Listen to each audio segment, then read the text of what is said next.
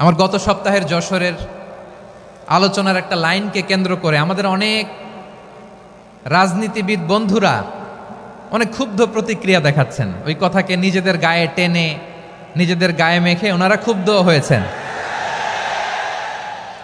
প্রিয় ভাইয়েরা, আমি বলেছিলাম যে একদল খেয়ে গিয়েছে আর একদল খাওয়ার জন্য রেডি হয়ে আছে।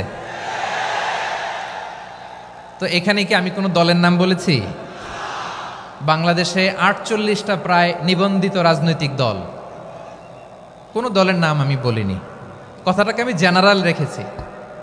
দায়ীদের বৈশিষ্ট্যই এটা, দায়ীরা জেনারেলি কথা বলে, যার যেই মেসেজ নেয়ার তারা সেখান থেকে নিয়ে নেয়।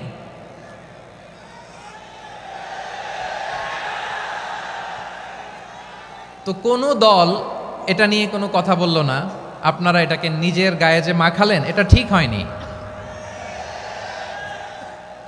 আমি বলবো যে এটা খুবই অনভিপ্রেত হয়েছে। কোনো দলকে টার্গেট করে বা কোনো দলের পক্ষে আমরা কখনো কথা বলি না। আমরা কোরআনের পক্ষে কথা বলি, ইসলামের পক্ষে কথা বলি, ঠিক কিনা বলেন?